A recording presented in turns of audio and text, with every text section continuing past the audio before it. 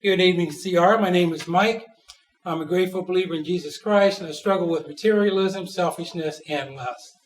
Tonight we have the privilege and honor of hearing Concepcion read us a testimony. So sit in, get your popcorn and drink ready, and let's hear what Concepcion has to share with us.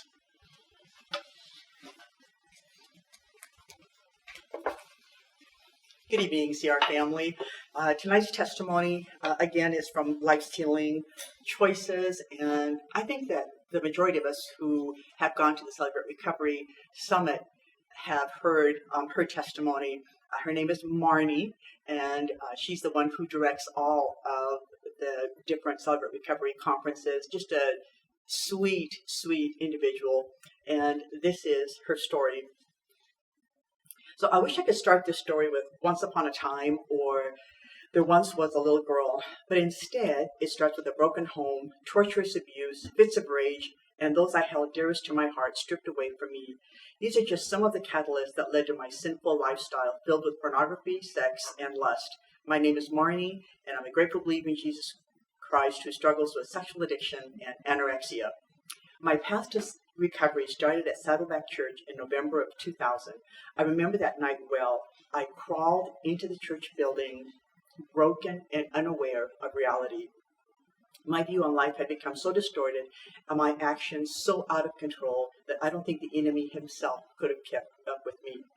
I arrived an hour early, unaware that the worship service didn't start until 7 o'clock.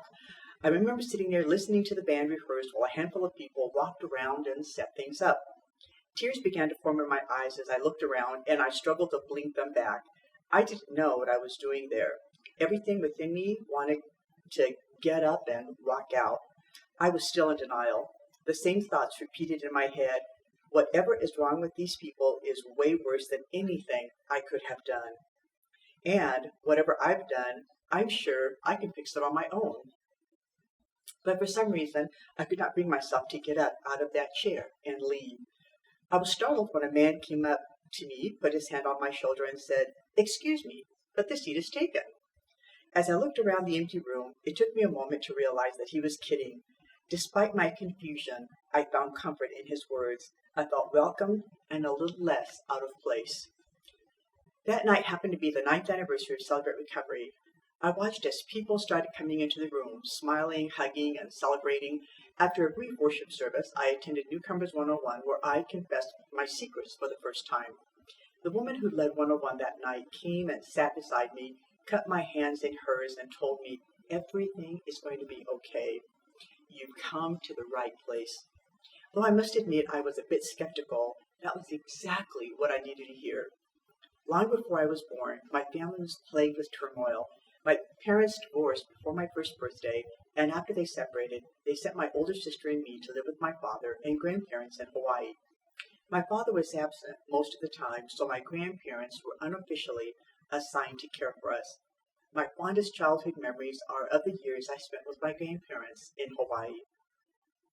They taught me about Jesus, and by their example, I learned Christian values.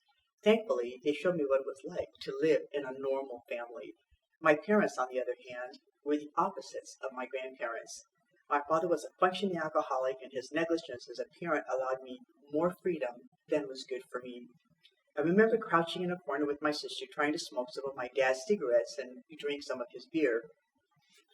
One day, while snooping around the house, I found my dad's Playboy collection hidden in his dresser drawers. I felt as though I had just stumbled onto a secret, and I ran out of that room. At the same time, I was intrigued by the Playboy images. When I was 5 or 6, I moved back to California to live with my mother. She was physically, verbally, and emotionally abusive. I vividly remember walking in on my mom during one of her fits of rage. She slapped me on the face so hard, my tooth punctured my lip. I had a huge fat lip and black eye the following day. I told everyone I was eating and my fork slipped. My mom would always apologize and say she hated what she had done, but in the next breath, she'd tell me I deserved it. Sometimes I'd have to go to the hospital. I remember the doctor sending my mother out of the room and asking, "Did your mother hit you?" With a stoic face, my response was always a simple shake of the head, no. Throughout my childhood, I was my mother's human piñata. She would choke me and throw objects at me daily. I was beaten with lamps, hangers, and high-heeled shoes. To cope, I escaped into a fantasy life filled with lustful thoughts and pornographic images. I would stay in bed for hours fantasizing about sexual acts, replaying the same dreams again and again in my head. A seemingly endless amount of turmoil filled my upbringing. I had to escape the insanity I was living in. So when I turned 17, just before the start of my senior year of high school, I emancipated myself. I moved out and was on my own. I was determined to break the cycle of dysfunction I'd lived in all my life, but as it turns out, I had become a product of my environment. I married my high school sweetheart in June of 1998. Marriage started off difficult for us. Although we dated for 8 years before getting married, as soon as we got married, it seemed that in that instant, we were miles apart. Our conversations became superficial. We struggled financially, and we lived with his parents. The enemy sank his fangs into me as I viewed my marriage as a mistake. Bitterness, resentment, and anger started to paint an ugly picture as my visions of a normal lifestyle fell by the wayside. We went through months of arguments and broken promises. I felt like I was running in place. I felt like I had no voice and no control. Most of all, I felt emotionally bankrupt. My addictive lifestyle started to take shape when I took a new position at work that required me to travel often. All of this free time away from my husband gave me the freedom to make my own choices, which led to unhealthy behaviors. In my denial, life never felt so good. I was getting attention from men I hardly knew. I began to punish myself for these behaviors by starving my body, both spiritually and physically. Body image became of the utmost importance to me. I put myself on a rigid diet consisting of a handful of grapes each day and excessive amounts of Diet Coke. I started working out obsessively, running between 12 and 15 miles a day. This lifestyle, coupled with my sexual addiction, left my body weak and out of fuel. I weighed a mere 92 pounds. My face was sunken and my skin gaunt. I was rapidly self-destructing. My addiction was now in full throttle. I became more independent of my marriage every day. I felt in control. I was finally doing something I thought I wanted to do instead of having to live by someone else's rules. But in my heart, I knew something was desperately wrong. I struggled with confusion about the Christian values I learned as a child versus what the world views as socially acceptable behavior. I suddenly felt as if I only knew these childhood beliefs intellectually, and my relationship with the Lord was non-existent.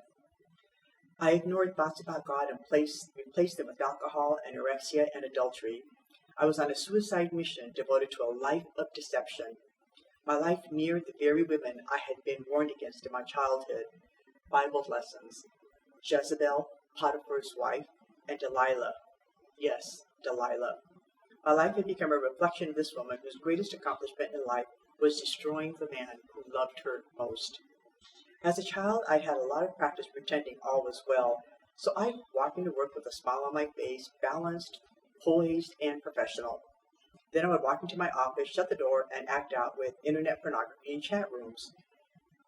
When, with my college friends, I played the innocent, codependent Marnie, the good girl, the Marnie who never drank but took care of the rest of the bunch when they did. And believe it or not, I was still going to church. At church, I was the devout Christian, pseudo-listening from a concrete bench outside of the worship center, making sure my friends and family knew I was present and accounted for. But the real Marnie, the uninhibited Marnie, surfaced after work hours. I would spend most of my free time at bars with the good old boys club. I could tell a good dirty joke with the rest of them. The more I drank, the more I talked. The more I talked, the more I blamed my circumstances for my behavior. I had a completely cavalier disregard and disrespect for myself and for those around me. I didn't know how to resolve these conflicting pieces of my past. The pain had finally become greater than the fear. I had reached my bottom. As I watched the secrets of my life unfold, I became desperate to find freedom from my life of lies. I picked up the phone and called Saddleback Church. They suggested I try Celebrate Recovery, and I finally did. During those first few weeks, I began to recall the Christian values taught to me as a child by my grandparents. which I had buried because of my anger and resentment toward God. But he now had my attention, and I began to realize the truth of this scripture passage. I don't understand myself at all, but I really want to do what is right, but I can't. I do what I don't want to, what I hate. I know perfectly well that what I am doing is wrong, and my bad conscience proves that I agree with these laws I am breaking, but I can't help myself because I'm no longer doing it. It is sin inside me that is stronger than I am that makes me do these evil things. 2 months after that first night at Celebrate Recovery, a women's step study opened. I picked up a Bible and a set of Celebrate Recovery participant guides and began a pilgrimage through the steps. I found women I could relate to and who could also relate to me. At first I kept myself at a safe distance. I still guarded my secrets so no one could use what they knew to hurt me. I also felt hideously ugly, and I thought the scars on my heart and soul were visible to everyone. When I finally shared for the first time, I saw women who listened without judgment. I began to understand that the pains of my past played an important part in my behavior, and that I was in a cycle of addiction. All my life, I had viewed men as objects and had been living out what I had experienced in my childhood. I had kept so many secrets. Saying them out loud brought truth to my reality. I found comfort in the fact that I could not be perfect. Most important, I saw how far away from my relationship with Christ I had fallen. Problems far too big for me to solve are piled higher than my head. Meanwhile, my sins, too many to count, have all caught up with me, and I'm ashamed to look up. I began exploring uncharted territory at Celebrate Recovery. It was after working Principle 4, where I openly examined and confessed my faults to myself, to God, and to someone I trust, that true healing began. It was then I heard God's promise of freedom and stopped acting out. It was then I realized that whatever is covered up will be uncovered, and every secret will be made known. So then, whatever you have said in the dark will be heard in broad daylight. As I laid my sins at the foot of the cross and turned from my addictions, God declared me not guilty. He blotted out the charges proved against you, the list of his commandments, which you had not obeyed. He took this list of sins and destroyed it by nailing it to Christ's cross.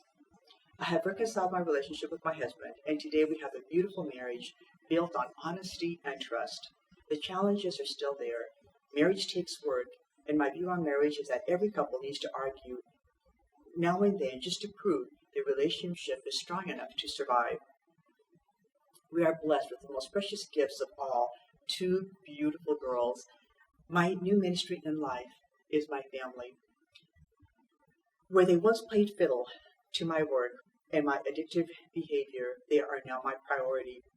As for my mother, I have found it in my heart to forgive her. I still do not have a relationship with her, even though attempts have been made throughout the years. I remain steadfast in the fact that she is not a safe person. My dad has since passed away, but we were privileged to create an amazing ending to our story before he passed. 9 months before he died, I went back to where my life with him began, Hawaii. It was the first time we had seen each other in 15 years. We made our amends, but more important, he met his granddaughters for the first time. From that moment on, it was like no time at all had passed. I look back at the time we spent not talking to each other, and I think, what a waste of 15 years. I wish I'd had more time with him in the end, but God gave me those last 9 months, and for that, I'm eternally grateful. Had we not taken that leap of faith to mend our relationship, I would be grieving his death very differently today. Thankfully, my last moments with my dad are joyful memories. Reflecting on my life now, I thank God for his never-failing truth and understanding. I look back at the journey I had to take through Celebrate Recovery to bring balance to the chaos of my life. I use the tools I learned at CR Daily, and I continue my obedience to Christ to live out my life as a wife, mother, and employee. There was a season of my life when the world made no sense. My allegiance lay in the success of my betrayals and the comfort of my sin. Today, God has taken my tragedy and used it as a testament of my faith. I thank God that, unlike Delilah, my life has not been wasted. God chose to spare me, and I'm no longer defined by my past mistakes and failures. It is only by God's grace that when I look at myself in the mirror today, I no longer see an adulterer, an alcoholic, or an anorexic. I see myself as an incredibly blessed mother, wife, and forgiven child of God. I've learned how to embrace pain and make the choice to abandon a life of deception and destruction. Remember when I talked about traveling every week without my husband, finding myself in compromising situations, and how my addictions were born out of those situations? Ironically, the pattern of traveling that almost destroyed my life is now being used by God to restore me to wholeness. Today, I get to serve as the Celebrate Recovery Conference Director, and it is my privilege to travel every other week to help coordinate Celebrate Recovery one-day seminars and summits. My accountability team spans across the nation as I have filled my life with godly women and men from whom I seek guidance every day. And trust me, with an accountability partner in almost every state, there's no hiding anymore. I'm reminded of God's promise in Deuteronomy, even though you are at the ends of the earth, the Lord your God will go and find you and bring you back again. The scripture below has become one of my life verses. There was a time when I wouldn't admit what a sinner I was, but my honesty made me miserable and filled my days with frustration. All day and all night, your hand was heavy on me. My strength evaporated like water on a sunny day until I finally admitted all my sins to you and stopped trying to hide them. I said to myself, I will confess them to the Lord, and you forgave me. All my guilt is gone.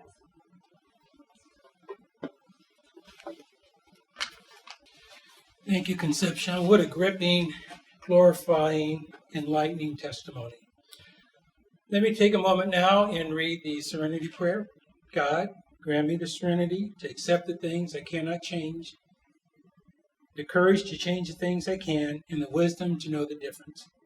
Living one day at a time, enjoying one moment at a time, accepting hardship as a pathway to peace, taking as Jesus did the sinful world as it is, not as I would have it. Trusting that you will make all things right if I surrender to your will, so that I may be reasonably happy in this life and supremely happy with you forever in the next. God bless you all. See you next time.